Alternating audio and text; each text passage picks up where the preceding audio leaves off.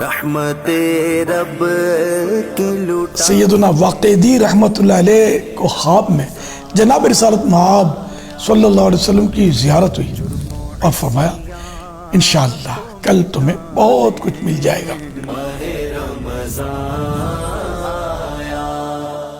رمضان مبارک آنے والا تھا اور حضرت واقعی رحمت اللہ علیہ کے پاس کچھ نہ تھا۔ آپ نے اپنے علوی دوست کی طرف یہ تحریری میسج بھیجا، رمضان شریف کا مہینہ آنے والا ہے اور میرے پاس خرچ کے لیے کچھ نہیں، مجھے قرض حسنہ کے طور پر 1000 درہم بھیج دیجئے۔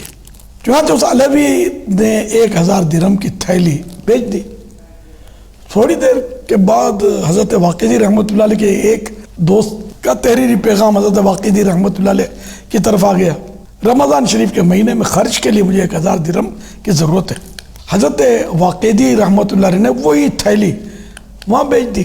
دوسرے دن وہی علوی دوست جن سے حضرت واقعی رحمت اللہ علیہ نے قرض لیا تھا اور وہ دوسرے دوست جنہوں نے حضرت واقعی سے قرض لیا تھا، دونوں حضرت واقعی کے گھر آئے۔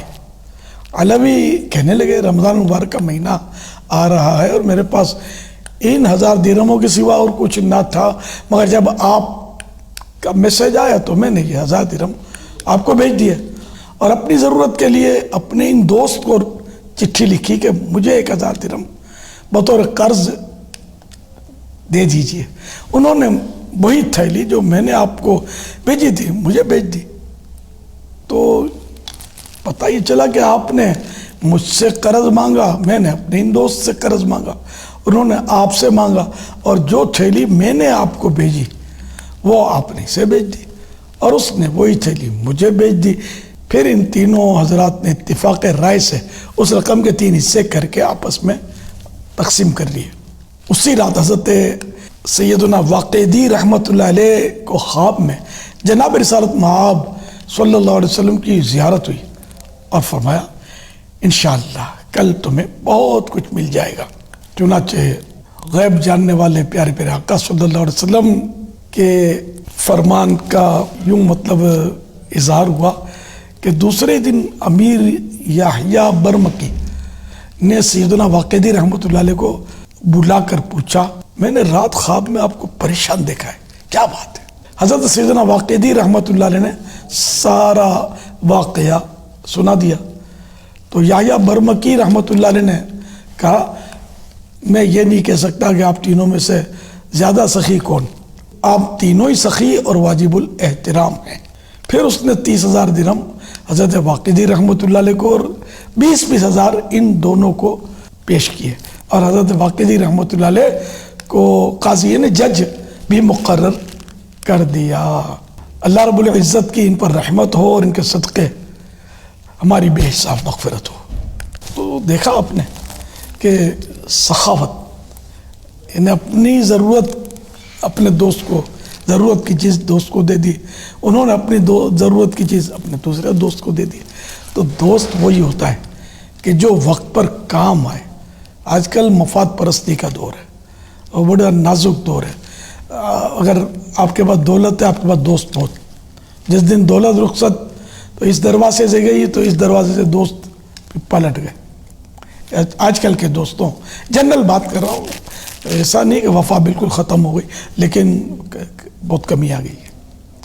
تو دوست کسی کو بنائے بھی تو آدمی سوچ سمجھ کر بنائے، یہ بھی تو خطرہ ہوتا ہے نا کہ دوست پیسے پھینکے اور ایمان لے لے۔ آج کل ایسے بھی دوست ہوتے ہیں، جی ہاں، تو بڑا نازک دور ہے۔ سونا جنگل رات اندھیری چھائی بدلی کالی ہے، جاگتے رہیو سونے والو چوروں کی رکھوالی ہے، آنکھ سے کاجل صاف چرا لیں یہاں وہ چور بلا کے ہیں، تیری گٹھڑی تاکی ہے اور تو نے نیند نکالی ہے، شہد دکھائے زہر پلائے قاتل لائن شوہر کش، اس مردار پہ کیا للچایا دنیا دیکھی بھالی ہے۔ اللہ پاک ہمارا ایمان سلامت رکھے اور حقیقی معنوں میں اگر کوئی دوست میسر ہو تو وہ ملے، ورنہ اکیلا صحیح ہے، برے دوست سے تو اکیلا صحیح ہے۔ عارف باللہ مولانا جلال الدین رومی رحمۃ اللہ علیہ فرماتے ہیں مارے بد تنہا ہمیں بر جاں زنت یار بد بر دین و بر ایمان زنت، یعنی برا سانپ صرف جان لیتا ہے جبکہ برا دوست دین و ایمان لے لیتا ہے، تو یوں برے کی دوستی بری ہے۔ مفتی احمد یار خان رحمۃ اللہ علیہ فرماتے ہیں صوفیاء کرام کے نزدیک ساری عبادات سے افضل صحبت نیک ہے۔ آج مسلمان نمازی، غازی، حاجی، قاضی بنتے رہتے ہیں مگر صحابی نہیں بن سکتے کہ صحابی صحبت نبی سے بنتے تھے، وہ صحبت اب کہاں نصیب۔ حضور صلی اللہ علیہ وآلہ وسلم سب کچھ دے گئے مگر صحبت ساتھ ہی لے گئے صلی اللہ علیہ وآلہ وسلم۔ تو بہرحال کہ ہمیں اس کو دوست بنانا چاہیے کہ جو ہمیں آخرت کی یاد دلائے، جسے دیکھ کر خدا یاد آئے، نیکیوں میں اضافہ ہو اور گناہوں سے چھٹکارا ملے، اور ایمان میں مضبوط ہو، عقیدہ اس کا بالکل درست اور قرآن و حدیث کے مطابق ہو، ورنہ صرف ظاہری طور پر نیک پرہیزگار ہو لیکن عقیدہ درست نہیں ہے تو اس کی دوستی تو شرعاً جائز ہی نہیں ہے۔ اور ایمان کے لیے زہر حلال یعنی کہ قاتل زہر، اللہ پاک ہمیں برے دوستوں سے بچائے۔ اور اس واقعے سے یہ بھی درس ملا کہ رمضان شریف کے موقع پر ان بزرگوں نے کیسی سخاوت کی اعلیٰ مثال قائم کی، تو ہمیں بھی اگر کوئی ضرورت مند نظر آئے کہ وہ بیچارہ غریب ہے یا کوئی سادات کرام میں سے ہیں تو ہمیں ضرور ان کی ان دنوں ہیلپ کرنی چاہیے رمضان شریف کے آنے کے موقع پر خاص کر کے، تاکہ یہ بھی رمضان کی جو نعمتیں ہیں وہ کھا سکیں گھر میں اور عید کے لیے کوئی عمدہ لباس سلوا سکیں۔ ہمیں ان کا خیال رکھنا چاہیے۔ ہمیں آ کر کوئی بولے تو وہ نہیں جمتا، ہم خود اپنے طور پر اپنے رشتہ داروں میں نظر ڈالیں، پڑوسیوں میں دیکھ لیں کہ ان میں سفید پوش بھی ہوتے ہیں جو بیچارے ان کے پاس، اور ویسے آج کل تو مہنگائی نے کمر توڑ رکھی ہے، حالات بڑے ناگفتہ بے، تو ایسی صورت میں ہمیں مطلب ہے کہ زیادہ جن کو اللہ نے پیسہ دیا وہ زیادہ احتیاط کریں۔ اب جیسے مسجدوں میں افطاری بہت زیادہ ہمارے یہاں بھیجی جاتی ہے، بھیجنی چاہیے، کوئی حرج نہیں ہے، لیکن کیا یہ اچھا ہو کہ غریبوں کے علاقے جو ہوتے ہیں اس میں افطاریاں بھیج دی جائیں۔ اب نعمتیں مرد تو مسجد میں کھا لیتا ہے، یہ بیچاری خواتین جو ہیں یہ ان نعمتوں کی ہوا بھی ان کو نہیں لگتی، جو لوگ غریب ہیں، تو اس لیے مطلب ان کو اچھی چیزیں جو افطار میں دی جاتی ہیں تو ان کے پیکٹ بنا کر ان کے گھروں میں، غریبوں گھروں میں بھیجنے چاہیے، اور یہ ڈیلی بیسس پر ہو، روزانہ پورے رمضان شریف میں۔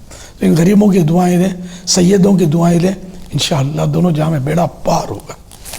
صلو علی الحبیب صلی اللہ علی محمد۔